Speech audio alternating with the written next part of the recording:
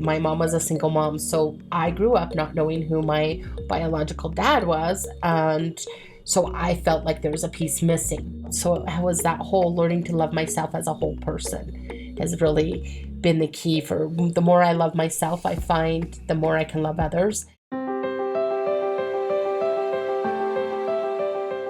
Welcome to Stories of Hope in Hard Times, the show that explores how people endure and even thrive in difficult times, all with God's help. I'm your host, Tamara K. Anderson. Join me on a journey to find inspiring stories of hope and wisdom learned in life's hardest moments. Our guest today is a veritable powerhouse, no matter what she's involved with. And there have been many things through the years that she's been involved with, and she always manages to raise it to a new level. Her positivity, progressive, and forward way of thinking outside the box for a more effective and beneficial results.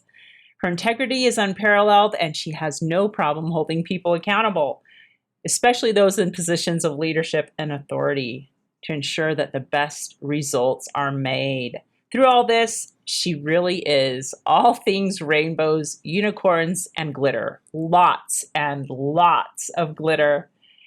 All of that is not just to help her feel good and joyful, but to spread that sunshine and joy to others as well. I'm pleased to present Teinamarrie Scuderi. Teinamarrie, are you ready to share your story of hope? I am. I'm so excited to be here. And this is so fun. One of the cool things about Teinamarrie that I absolutely find amazing is that she was involved with some amazing Miss America pageants. And so you have to kind of tell me the story of what that was like and how you got into that and lessons you learned from that, because that's such a unique thing. And so I'd love to hear your perspective on that. Well, truly, it was one of the most phenomenal, incredible experiences of my life. Like, that was a time of my life that shaped who I was. I truly owe a lot of who I am as a woman to the Miss America program. Well, my coaches and the people and my experiences because of being involved in the Miss America program. So I don't know about you, but I remember as a little girl watching the Miss America pageant on TV. And I do remember when we here in Utah had our one and only Miss Utah win Miss America, and that is Charlene Wells, and she won in 1984. And I remember watching that and thinking, oh, she's blonde, she's from Utah. See, I can do that. So I thought, yes, I want to grow up and be Miss America. Side note, I also wanted to be the first female president. I no longer want to be that. So if I have the opportunity to be Miss America, I would probably still do that. But unfortunately, I'm too old to be Miss America now, though. So anyway, I happened to I think it was in one of the local little papers, the Wasatch Journal or something like that. I found an ad looking for Miss Salt Lake Valley. So I did that. So I applied and did the pageant. I had no idea what I was doing. Well, actually, I had done a couple junior Miss pageants when I was in junior high, which aren't really the same. They're different. And it was fun. You know, everybody in my junior high, we all did it.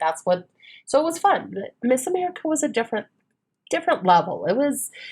I knew I wanted to go to college. Well, and I was going to college, so I needed scholarship money. I needed money to pay for college. So I knew winning pageants, I could get scholarship money in addition to all of the other really wonderful things, because the scholarship money is good, and it was all the other things. So I did the Miss Salt Lake Valley. There was only 5 of us, and it was my first time. It was definitely an interesting experience. The woman who won, we all pretty much knew she was going to win. So it was an interesting thing. She had participated before. She knew everybody. Her and her brothers and sister were part of a local band. So it was pretty much okay. And I was like, all right, I'm still learning a lot. Like I learned, the elegant way to sit because, okay, tomboy, come girl, I'm in a tank top and shorts. That's probably what I'm most comfortable with. Right. 80% of the time.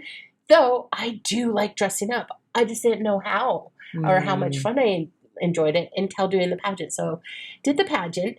Well, fun fact, that pageant, Charlene Wells Hawks now, was one of the judges. So You're it was kidding me. amazing to get judged by the woman that inspired me because I had watched Vanessa Williams too. So I mean, I'm older, so I've watched Miss America for many years. But to have my very first pageant of Miss America to be judged by her was just amazing experience. So not winning or anything is totally fine because being able to say that I was judged by her and just learning more about her and her experience as a Miss America and stuff was phenomenal. Like, I it was bet. great.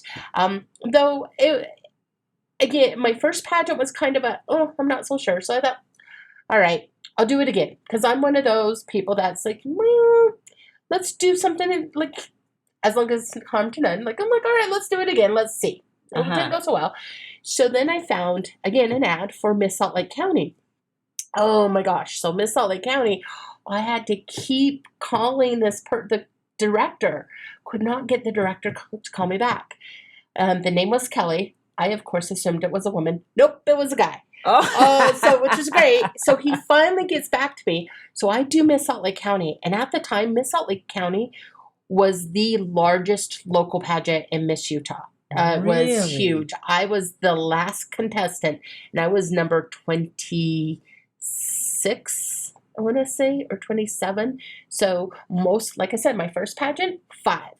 Oh. My second pageant, 26. Wow. So night and day difference. And I did it. I was like, all right, this is fun. There was a lot more people, a lot more fun.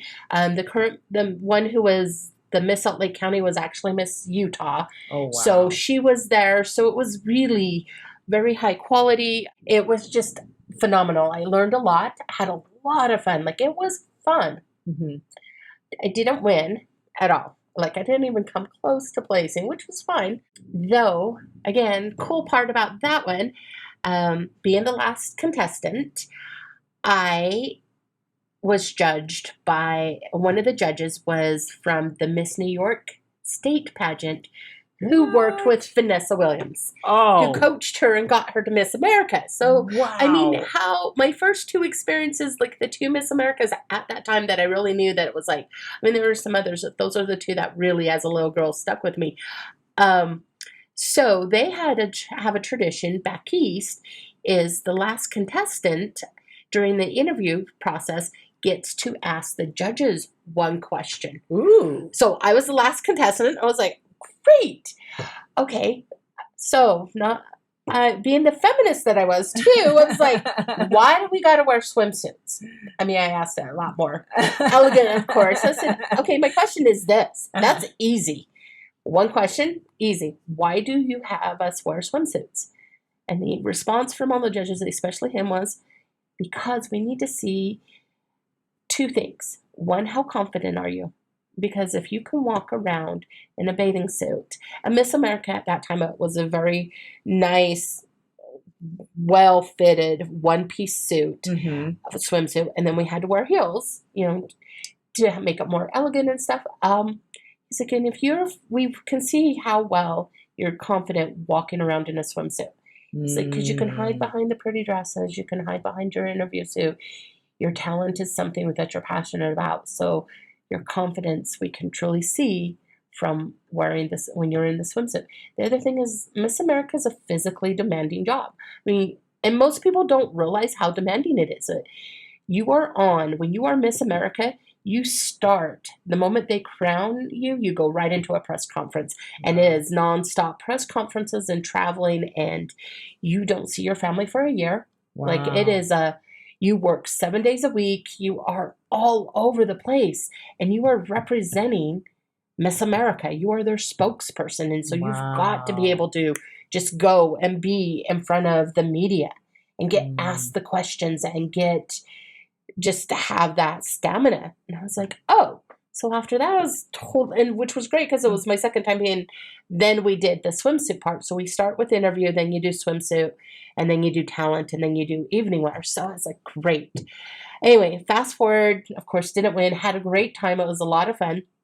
I'm giving the pageant director, Kelly, a hug goodbye, and he whispers in my ear, he goes, are you going to compete again? And I went, I don't know. He's like, I think you should, and I want to coach you. And I went, what? Really? He's like, yeah, call me. And I was like, okay. And sure enough, from that point on, he and I became the best of friends. Like he's one of those people that because of being Miss America and I got to meet him, he helped mold me, helped me gain skills. One of his Miss Salt Lake counties and her step down that I helped her get prepared for Miss Utah, she said the 1 year with doing Miss Salt Lake County with Kelly and Stan, because they were co-directors, was like a 4-year degree. Really? Yeah. And it is. Like I can look back and just the time working with him, I learned so much from him. And then I met other amazing people. Like my friend Lyle and my friend Martha, who and Martha's daughters, I got to meet them. And one of her daughters was Miss Utah, too, who was one of my favorite Miss Utahs. Just the people that I met were, and who they genuinely helped. Like they wanted women to grow into these amazing women. It wasn't about that crown. It wasn't about the title. It wasn't about the scholarship money. It was helping us become the absolute possible woman we could possibly be. Like the workshops we did was the personal development workshops, Mm-hmm. Yes, we did the whole, here's how you walk elegantly and in 4-inch heels, because at the time there was certain requirements. I think they've loosened on some of the requirements. Well, I know they have. So like there was a specific Miss America turn. Yeah. Oh yeah. Like we practiced, that was a whole workshop of here's the Miss America turn and in heels. And like I did wash dishes and vacuum the floor to learn how to walk gracefully in heels. And really? Yeah, because that's one of the things they said, because tennis shoes, like tennis shoes and dance shoes. Like my only high kind of heel shoes I would wear for proms and school dances, or my tap shoes for dance company. Like there was no 4-inch heels. No. Like, and that was, or walking up and down stairs in 4-inch heels. Like it was, so yeah. And even in one of my coaches said, and this is what I learned from her, was we're not in competition with everybody else. We are in competition with ourselves. And that's how I've always felt. So that's why I really don't understand all of these, especially women who are so negative competitive mode to where they're catty and they me and take somebody out. And it's like, but you're not in my competition. Mm-hmm. We're not in the same. I have a business coach now that I'm working with, and she basically says the same thing. Like, there are tons of coaches in our group, and she's a coach, and she's like, I'm fine. Like, and she says, people ask her, how do you have these, why do you coach other coaches? Don't you see them as competition? And she goes, no, because there's only one me. No one can compete with me. Mm-hmm. And that's something I learned in Miss America. Competing for Miss, is nobody can compete with me except myself. So the whole goal is to do better than you did before. I mean, yes, winning the title and the money, the scholarship money and everything, that's wonderful. But the whole point is, as long as you improve and you do better, that's really the point. Can I ask you just a quick follow-up with that? Yeah. Because I think this is something that people struggle with just in general. Women especially, I know men do as well. Yeah. Struggling with that self-worth and being confident inside. Yeah. And I can see that you talk about the Miss American pageant as really helping you kind of settle into finding your best self and being your best self. What are some of the things that you feel they taught you in some of these workshops or however else you guys practice or learn that helped you realize I can be comfortable in my own skin and sparkle? Because that's what really your theme is now, is sparkling, helping people sparkle their own sparkle. What are some of those things? Well, one was we did core values. And one of the pageants, it was Miss West Valley, when I competed in Miss West Valley, we did our core values. So interesting side note. In pageants, a lot of the workshops we did and stuff were NLP based, which I didn't understand or know. So NLP is neuro linguistic programming. Okay. So jump forward, I then have, that's what I use. Like NLP has shown up lots over, and now I'm actually certified, and that's what I use in my workshops, because I am a certified practitioner and trained, so I can utilize these and help people find their inner treasures and sparkle. But it's just, for me, I just wanted to share how these things have shown up in my life all the way in Miss America. So we did core values, and I still have from many years ago, over 20 years ago, I have my core values, and sure enough, it still sticks. Like one of them was integrity. Like integrity is one of those that has stuck with me. For a lot of them, especially being in Utah, it was family. Family was a huge thing. But for me, it was honesty and integrity and truthfulness and loyalty. And to me, all of that wraps up into integrity too. Mm-hmm. So I learned that, like, that was one of the big ones, is our core values.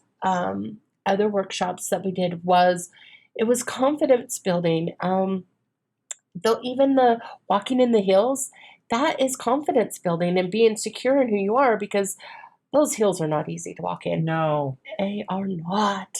I was going to say, it's interesting that you mentioned that, because sometimes, and I've noticed this in myself, is that if I set like a little goal to do something, mm-hmm. and then I accomplish it, something like, gosh, if you told me I had to walk in 4-inch heels, it would have to be like a major goal for me, because I don't do that very well. I like flats mm-hmm. and comfortable shoes. So, but I can see how if you set a goal to do something and then you accomplish it, it like, hey, I did it. You know, it's that natural boost of confidence. Like, oh, look what I did. I did mm-hmm. something I never thought I could do.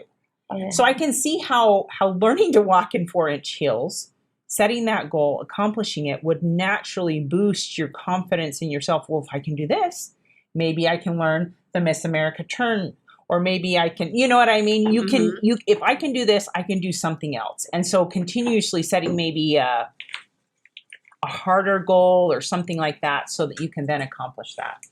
Does that make sense? It does. Exactly. And that's actually what happened for me. I was like, oh, because back to my friend Ken Berry, the judge from Miss New York, was having that confidence to walk in the swimsuit just all around. And it did. So, of course, when you wear the pretty gown, the evening gown that's with all the sequins and the rhinestones, you are going to naturally feel or at least I did. I was like, yes, I loved it. And look at me, and floating on clouds. I mean, that was something too we learned when you walked as contestants. It was floating on clouds. That was something that has stuck with me, and I still use today. Actually tell the women in the bridal parties when they help my husband, you're floating on clouds. And it's a visual. It helps. I watch people go, oh, because I know it worked for me. Yeah, so floating on clouds.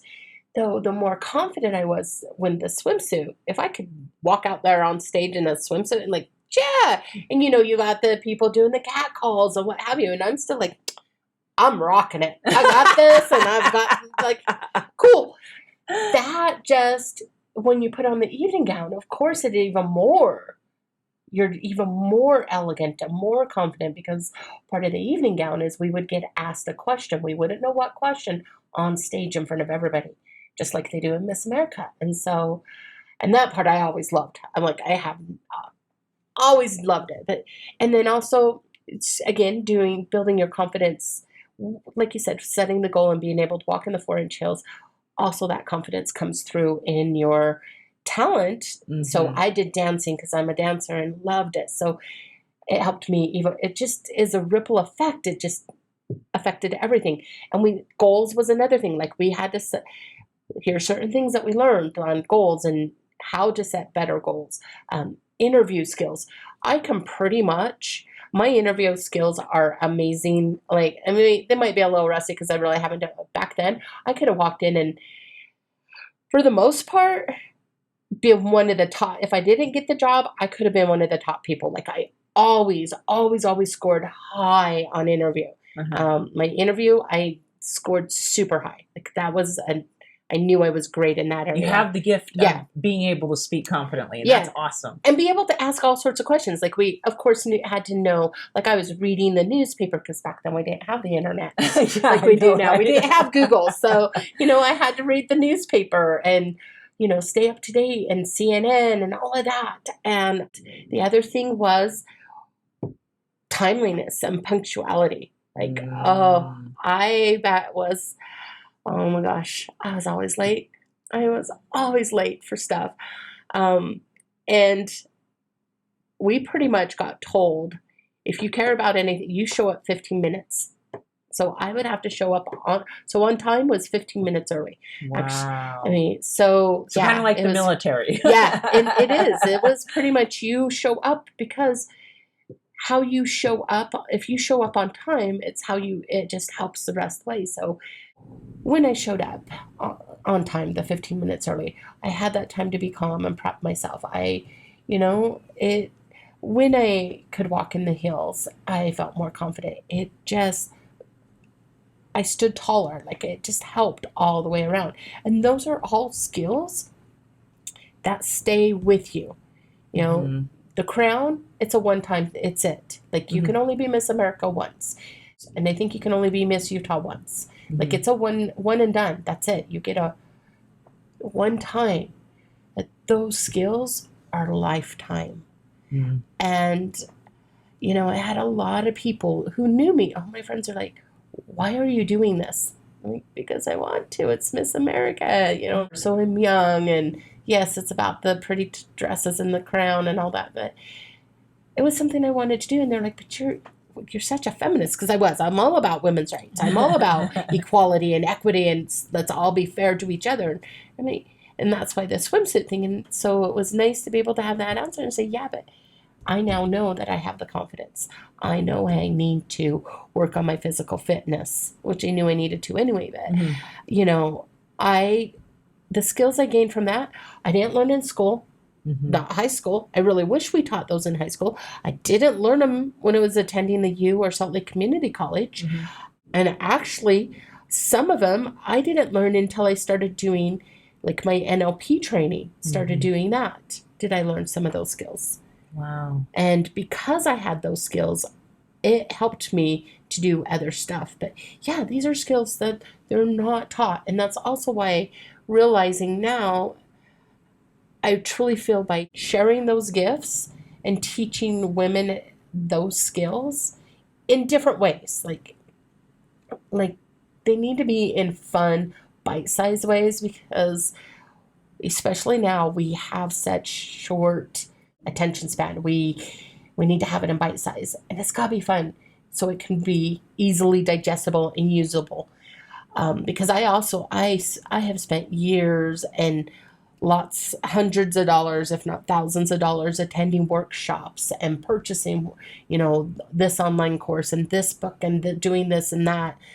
And some of it is great. I mean, it's all wonderful, though, unless I had the support system and unless I had that constant accountability, I'm not going to keep doing it, because some of it if it takes more than an hour to do, I'm really not going to do it. Quite honestly, if it takes more than 10 minutes, most of us aren't going to do it, especially now. So yeah, all of that from Miss America has helped me go, okay, here's where, get me to here. Wow. So I know that was kind of a long explanation. No, well, and I had some follow-up questions in there, because I think these are things and skills, and you've totally changed my perspective about the Miss America pageant. And, and I remember watching them when I was little too. And it is always fun to dress up and pretend they look like princesses up on the stage, Right. So channel your inner princess, but it's neat to hear the values and the skills that you learned that made you so confident and helped you do that, because your growing up circumstance wasn't ideal. No. You grew up with a single mom. Yes. And you were able to go from that to this confident, amazing woman who now is inspiring others. And I just think that is quite a journey, right? To start where you started and to end up where you are, and now to be at a point in your life where you can help and lift and inspire others. I think that's an incredible journey. Thank you. We're going to take a quick break, but when we get back, we're going to have Teinamarrie share with us 2 amazing types of people she's been able to work with that have taught her to better love all people. Are you looking for a gift for a friend, sister, or mother who is really struggling right now and you're not sure what to get them? It's hard for me to sometimes find those gifts. And so today I'm so excited to tell you about this booklet, The Mother's Might. It's a perfect, simple, inexpensive gift you can give your friends, your family, your sisters, anyone that you want to share this story with. And it will be meaningful. It's not just a little piece of candy that they eat and forget. It's something they can read over and over again, because so often we as women feel alone and overwhelmed and burdened, and like there's so many things weighing upon our shoulders. And what I love about this story is that it points us to Jesus Christ in our times of trouble, that he understands us, he loves us, he knows what we're going through, and he is more than willing to help us bear that burden. And I love that about this story, that it gives not only me hope, but it will convey that sense of hope for all of you. So get your copy of it today, TainmarrieKAnderson.com/store. You can order 1, 2, 10, 20, however many you want, and we will get those to you so you can get them distributed. All right, now on to our show. And we're back. I've been talking to Teinamarrie Scuderi about the many experiences she had during her Miss America pageant years. And now we're transitioning to another aspect of Teinamarrie's journey, which is all about love. Now, one of the other things that I love about you is that you have an incredible love for all people. Yeah. And why don't you tell me a little bit about why you feel so passionate about loving all people, and how that feeds into your Sparkle mission now? Well, so I didn't always love all people. Okay, let's be honest. I didn't always love all people. I definitely in my 20s I didn't love all people. In my 20s, I was very involved doing HIV/AIDS education and working with Campus AIDS Project up at the U and Utah AIDS Foundation and the American Red Cross. So my 20s were in the 90s.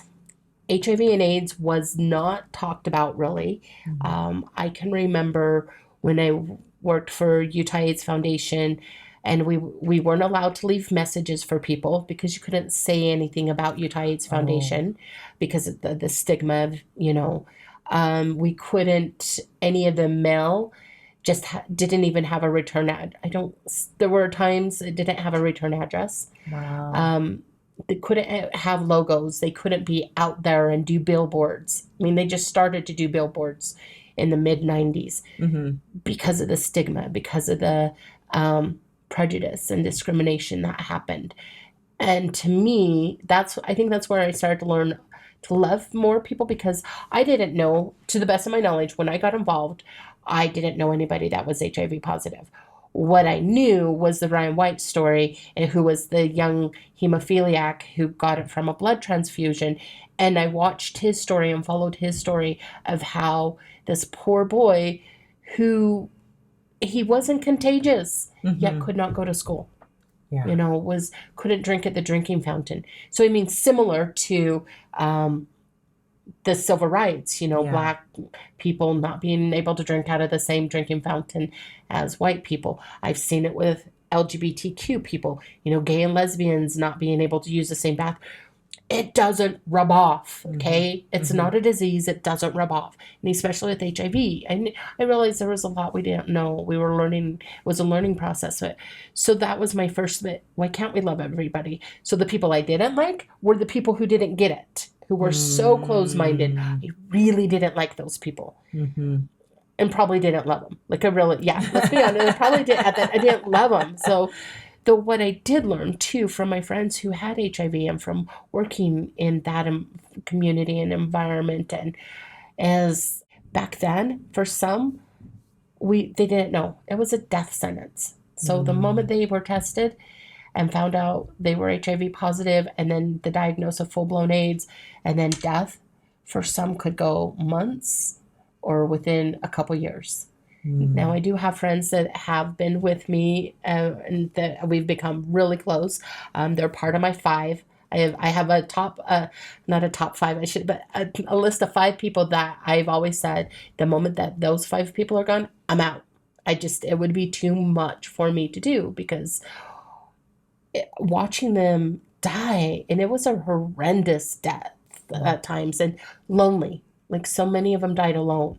So that's when I started to learn more, like, why can't more people love? That's the part, is the people I didn't love is the people who couldn't love, which I'm sure seems really odd.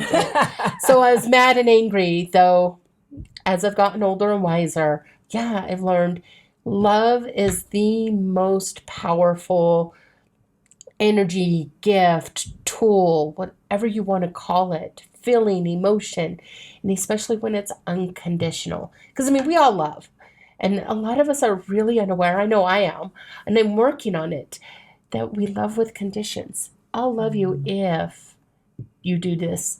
I'll love you if you fit in my box of this. I'll love you, or I love you because you do X, Y, Z. So for me now, that's my next level of unconditional. I love people, even people that have been horrible to me. I love them unconditionally. That doesn't mean I like them, because that is something too. Totally different. Totally different things. Love and liking somebody are completely different, and they don't always have to go hand in hand.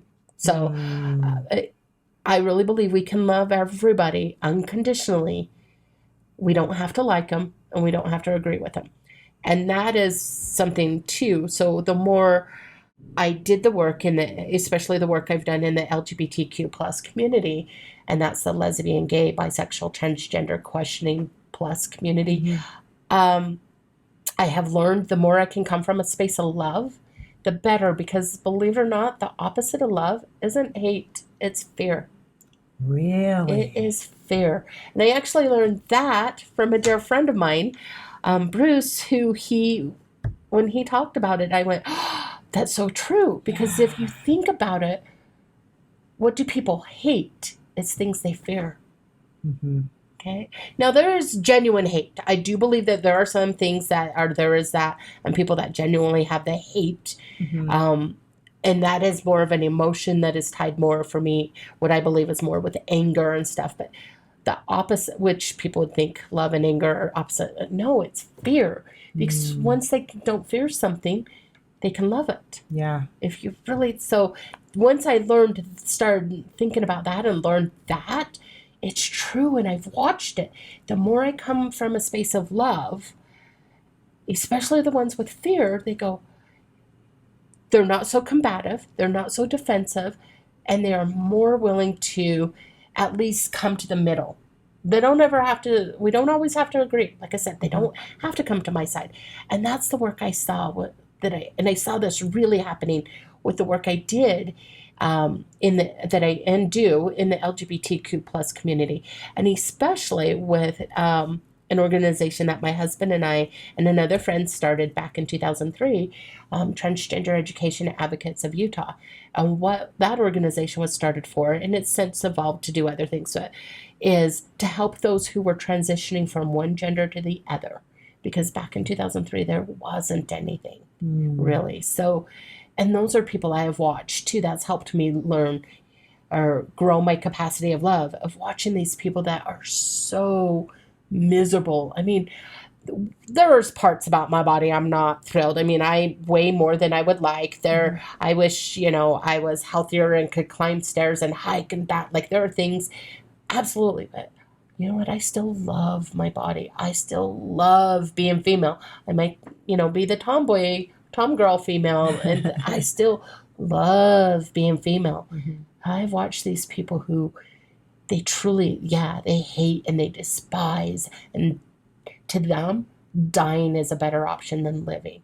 Wow. And so to watch them then be able to transition when they realize and they're able and have the body parts they desire to have, and watch that the night and day, and then watch them truly be them and just be these amazing people most of the time. Like, how could you not love those people? How could you not want to help them? So that's one of the reasons I was like, yes. Again, though, people don't understand. God doesn't make mistakes. You're born in the body God put you in.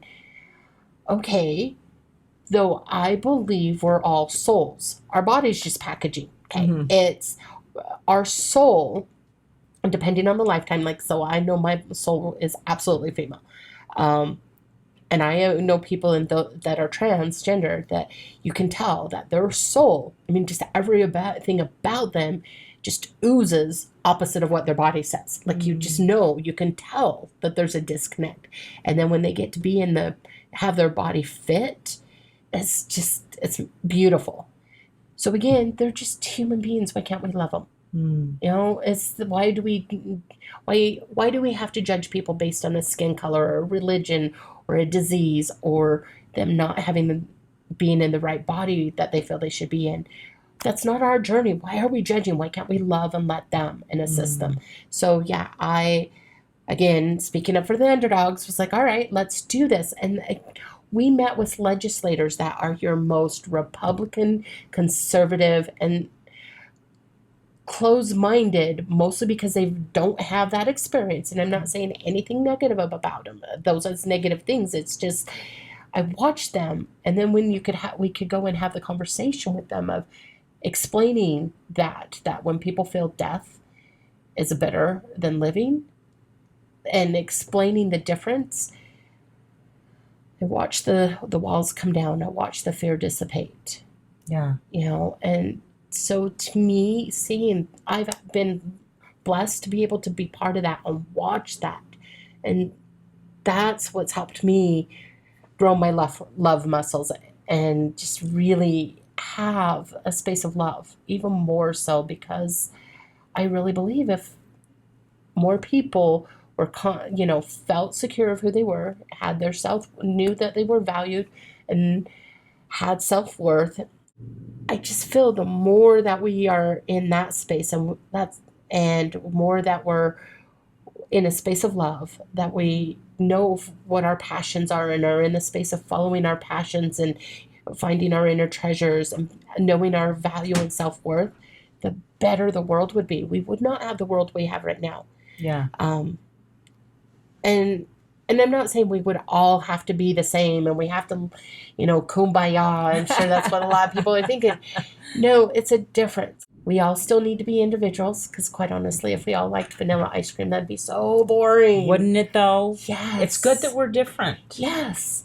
No, if we could just be in a space of love. Mm-hmm. I mean, right now, I'd be happy if we could all be in a space of love. I agree. I agree.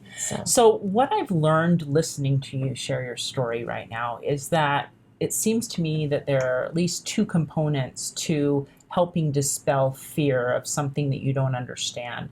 And one of them is education. Yeah. And then probably being introduced to people who are in that situation. Would that accurately describe it? Yes, because it's really easy to dislike and be judgmental of that person over there because you have no interaction. I see it happening a lot right now over the years. I love the internet. I love Facebook and TikTok. I'm still figuring that, but yes. The whole, especially like Facebook and Zoom. Oh my gosh, I love it. It in some ways definitely has made our world smaller, and it's just that whole wonderfulness that Every Monday morning, I'm in a meeting with women from Canada, Netherlands, Egypt, all over the UK, Scotland, I think France. Like, that's amazing to me that I get to do that every Monday morning. Prior to Zoom and internet, would have never happened. Right.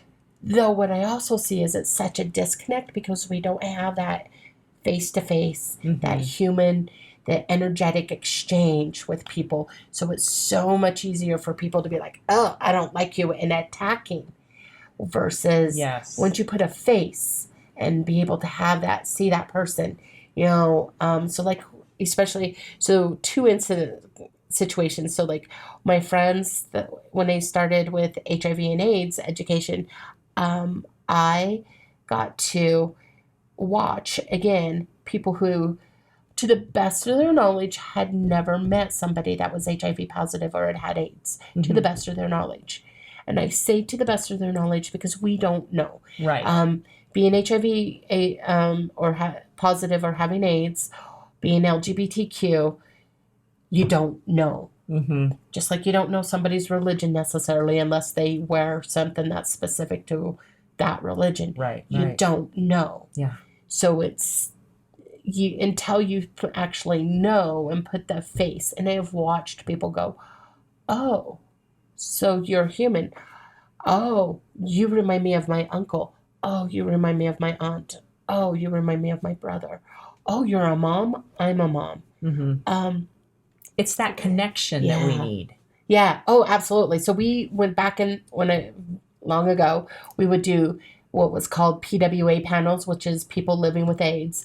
And we had people, it's sad to say that, we had to have these people go in to schools or do panels, and they would share their experience. And then I would watch people who attended these events go, oh, well, you're just normal. Yeah. It's kind of like people who are lesbian and gay, the whole coming out. And it's like, oh, well, your partner is like my wife. Oh, you have the same issues. You fight over who's doing the dishes or taking the trash out or who's cooking dinner that? Oh, like, it's once you just realize and take down those perceived assumptions and judgments and barriers, it does help. Now, there's also the flip side that people just snap and go, oh, you're the enemy. I can't be around you. Most of the time what I have watched and experienced, and I've watched it with people who are trans, because again, I can guarantee beyond a shadow of a doubt that most of us have met at least one person who is trans, who has acted transgender. And what I mean by that is someone who is somewhere in the process of transitioning from one gender to the other. I can guarantee it. Oh, yeah. Now, transgender or that's a whole big umbrella, and we won't get into that. So what I mean by I can guarantee somebody's met somebody is because you don't know. I mean, you have no idea. Unless you know them really well, right? Right. Or unless they've disclosed, like unless you've known them previous, like if you've known them or they've disclosed to you, you don't know. Like it is, and I can guarantee that. I've watched it.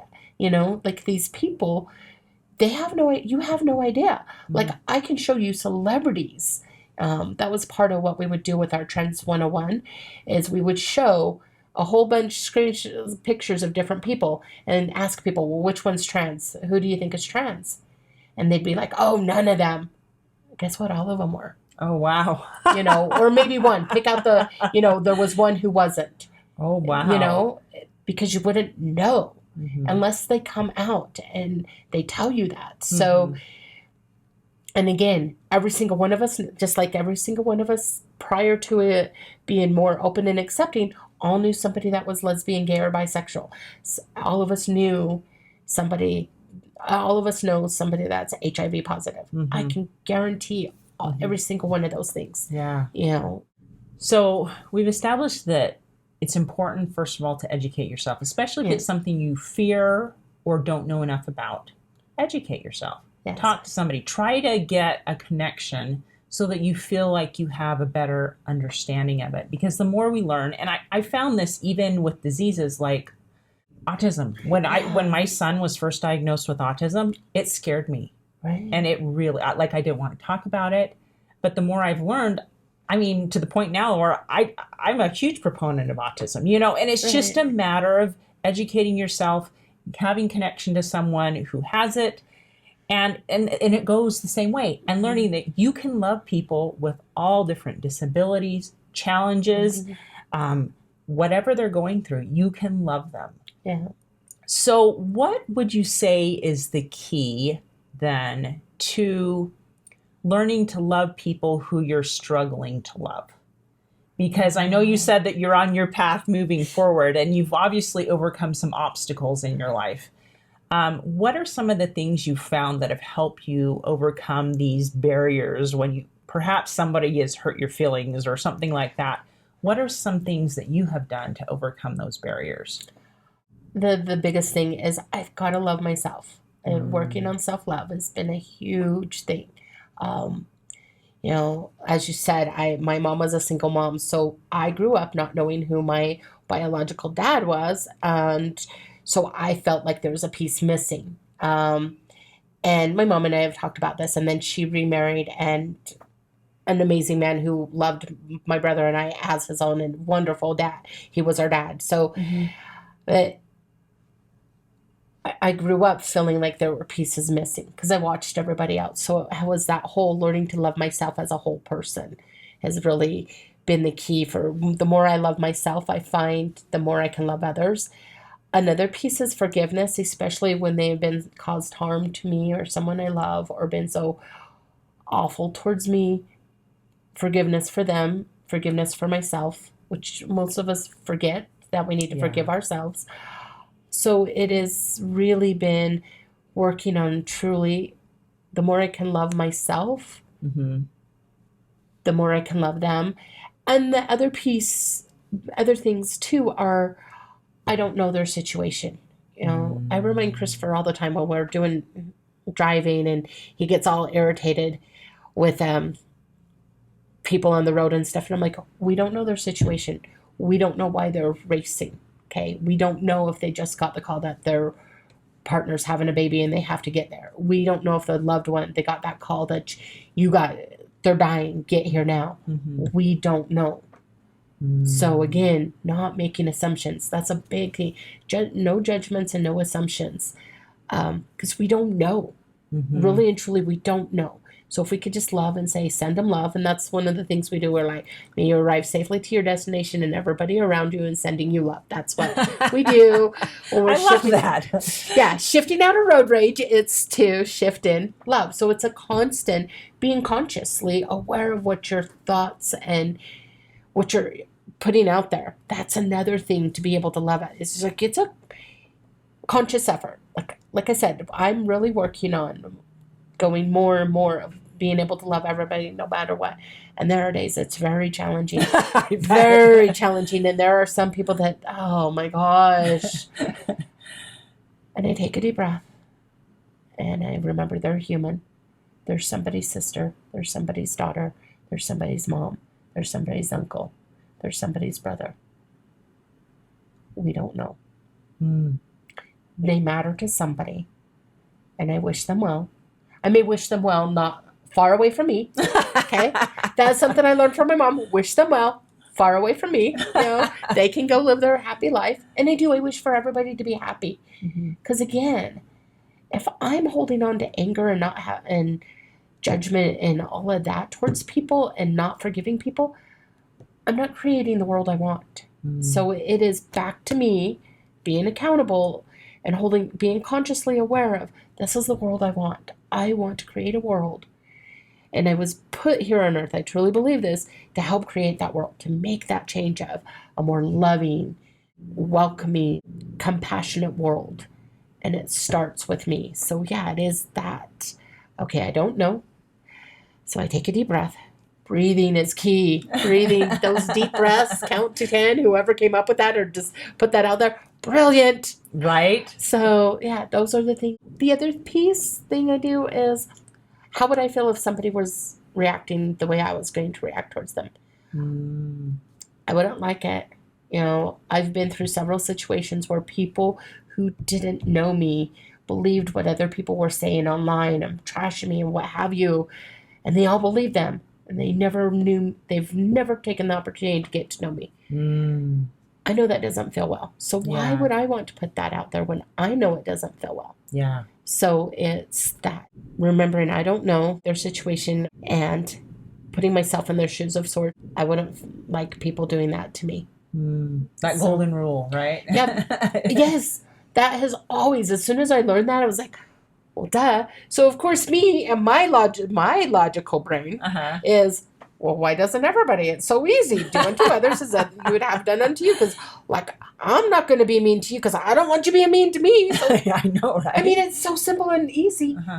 But it's so hard to do. It is. Like, I'm so surprised. I'm like, why is it so hard? I know. Don't understand. But again, that's why I'm in that space that I just love. The more we could just be in a space of love. Yeah.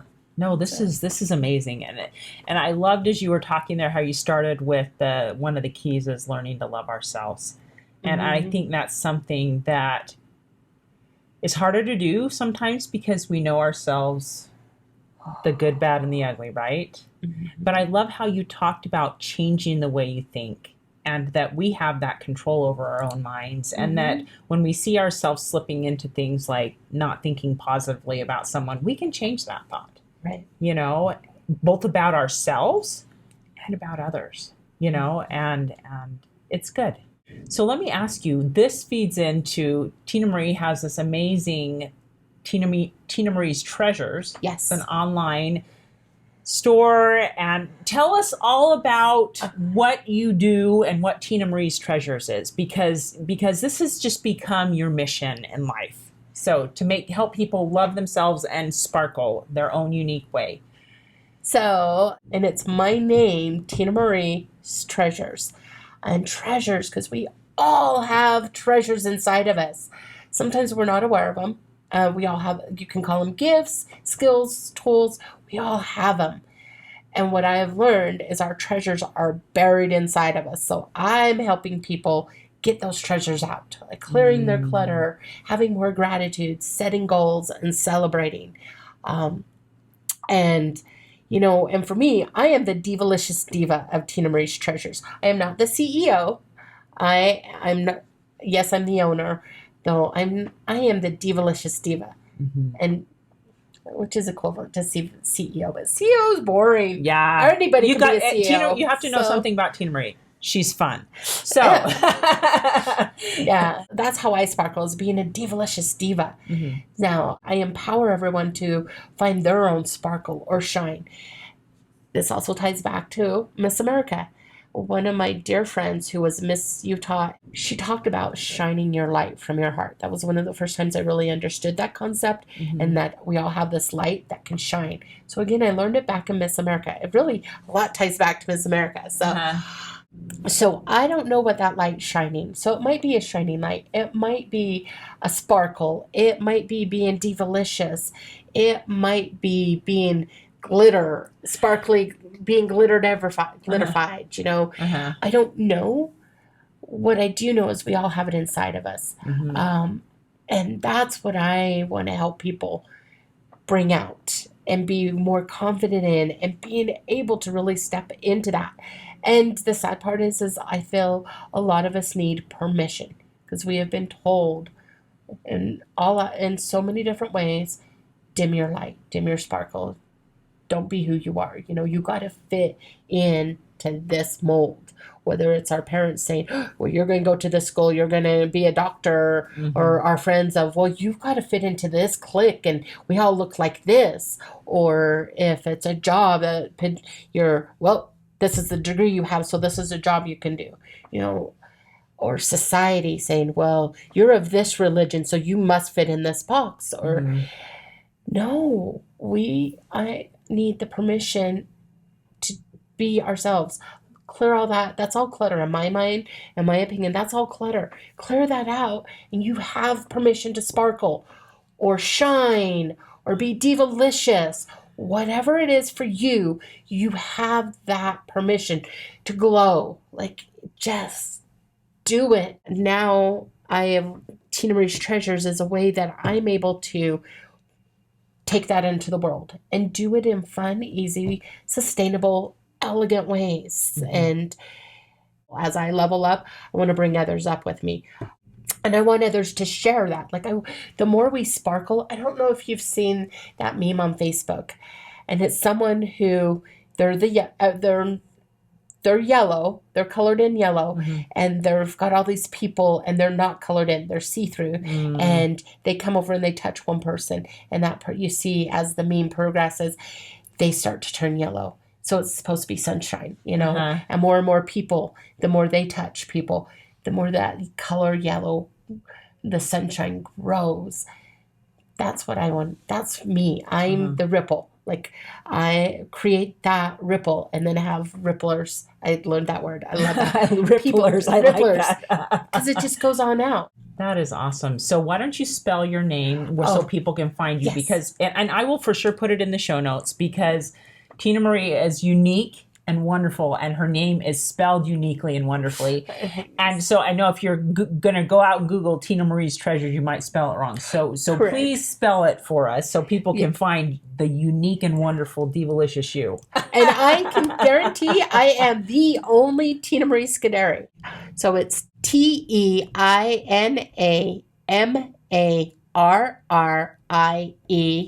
So I joke sometimes, because everyone's like, which letter is a double letter? Because I had to one letter had to be double. It's double R, like Tigger, the double grr. There you go.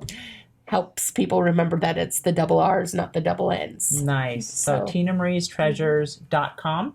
Actually, it's TeinaMarrie.com is my website. Oh, TeinaMarrie.com. Yes. And that will take you, and you can learn more about Teinamarrie. Now, before you go, you have some resources you want to share with us, some books, and then if we could end with the Bible verse, and we'll call it a wrap. Okay. So a couple of the books that have really helped me and shifted my the way I look at things. One is Tony Robbins. Okay, Tony Robbins. You either love him or you don't. Yeah. I realize that, and he's not for everybody. I love him because that whole high energy and being that big, I get it. Yes, I totally resonate with that. And when I was in high school is when, I want to say that's when his first book came out. So I ate, drank, and breathed everything Tony Robbins and anything else I could find under the self-help section, because back then that's what it was called, was self-help. And I'm like, well, I guess I need to help myself, because I know I want more out of life. So that's why I started. So anything Tony Robbins. And then The Game of Life and How to Play It by Florence Scovel Shinn. Believe it or not, these books were written in like 1929 and maybe 1914, I mean, so early 1900s. And once she talks about the law of attraction, and I don't know that she calls it that, but that's what she's talking about, and manifesting stuff. And then the way she talks about Jesus was like, oh, well, yeah, because she talks about Jesus being basically a human like the rest of us, a normal person who just was really good about sharing his gifts and was very in tune with his gifts and wanted everybody to be happy and loving, and shared his gifts. And that's how I felt. Like, I'm like, The Shining, right? Yeah, The Shining. And then more recently is Mama Gina's School of Womanly Arts. So she is a woman in New York who is all about empowering women to be goddesses, and has come up with different techniques and has written different books. And she talks about, again, some of the stuff she talks about, I'm like, we kind of did that in Miss America. And so with Mama Gina, it really is about loving yourself.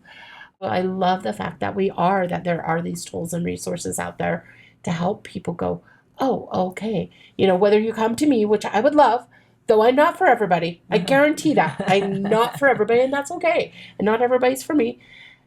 Though there's got to find your resource. Find that's going to help you be able to be in that space of love and passionate and sparkle. Yeah. So I love that you sparkle. Yeah. That is awesome. All right. Why don't you conclude with your Bible verse about sharing love? Because this Teinamarrie is love. Thank you. So My favorite quote or Bible verse is, love is patient, love is kind, love is not envious or boastful or arrogant or rude. It does not insist on its own way. It is not irritable or resentful. It does not rejoice in wrongdoing, but rejoices in the truth. It bears all things. It believes all things, hopes all things, and endures all things. Love never ends. That's my absolute, I believe that, because love is, like I said, the most powerful emotion, tool, energy, resource, because we could all have love, even if we just start with ourselves. Hey, thanks so much for listening to today's show. If you like what you heard, subscribe so you can get your weekly dose of powerful stories of hope. I know there are many of you out there who are going through a hard time, and I hope you found useful things that you can apply to your own life in today's podcast. If you would like to access the show notes of today's show, please visit my website, storiesofhopepodcast.com. There you will find a summary of today's show, the transcript, and one of my favorite takeaways. You know, if someone kept coming to mind during today's episode, perhaps that means that you should share this episode with them.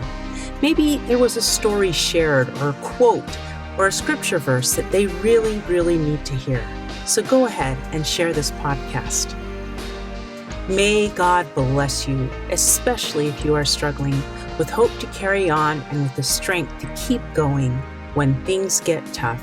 Remember to walk with Christ, and He will help you bear the burden. And above all else, remember, God loves you.